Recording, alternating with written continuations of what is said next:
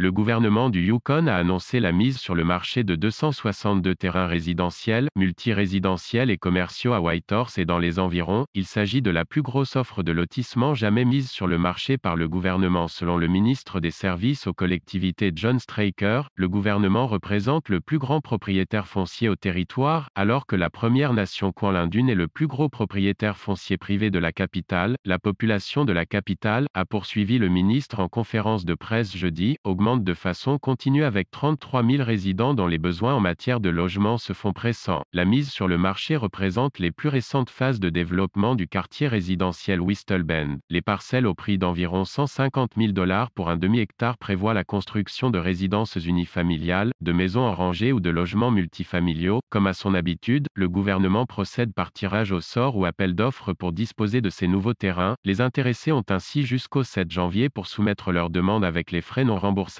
exigés. Le tirage se tiendra en ligne la semaine suivante. Le gouvernement du Yukon assure que la vente des terrains ne génère aucun profit pour les coffres publics, bien que le prix courant soit pris en considération. Il s'agit plutôt, disent les responsables, de recouvrer les frais de développement encourus sur 3 ans et qui couvrent la conceptualisation, l'arpentage et les infrastructures, comme l'aqueduc et les égouts. De même que la construction des routes et des trottoirs, les rassemblements familiaux seront permis du 24 au 27 décembre. Le Canada sera carboneutre en 2050, assure Ottawa-Québec entend prolonger le congé des fêtés. Tous les Canadiens pourraient être vaccinés contre la COVID-19. Tous les Canadiens pourraient être vaccinés contre la COVID-19. La ville de New York referme ses écoles. Poursuite de 1,5 million après une plainte d'agression à McGill. On voit la lumière au bout du tunnel, dit François Legault. Défi pour maintenir les vaccins contre la COVID-19 à bonne température et vague de désinformation sur une réinitialisation évoquée par Justin Trudeau. Changement climatique. Québec injecte 6,7 milliards. L'action collective des courageuses est rejetée par la Cour suprême. Biden remporte finalement 306 grands électeurs contre 232 pour Trump. Trump commence à perdre des alliés. De faille dans la ventilation des écoles du Québec. Québec fait sa mise à jour économique. 5 parcelles rurales non développées d'1 hectare chacune sont également mises en marché dans le secteur de Hidden Valley au montant de 250 000 $. Lors de la dernière mise en marché par tirage au sort, 244 personnes ont indiqué leur intérêt pour les 55 parcelles offertes. Le secteur de l'immobilier clame depuis longtemps que la pénurie de logements et la hausse du prix de l'immobilier s'explique par la pénurie de terrain. Marc Perrault souligne toutefois que les Yukonais devront être patients. Le président croit qu'une offre de parcelles au début de l'automne aurait été plus profitable. De fait, le ministre John Straker a affirmé que c'était l'intention du gouvernement. Les futurs propriétaires devront ainsi attendre le dégel avant de pouvoir mettre en chantier les constructions, explique Marc Perrault, qui ajoute que les bâtiments seront prêts, au plus tôt, à l'automne prochain. Le quartier Whistle Bend compte environ 2000 habitants, les promoteurs anticipant une population de 8000 personnes une fois tout le quartier développé.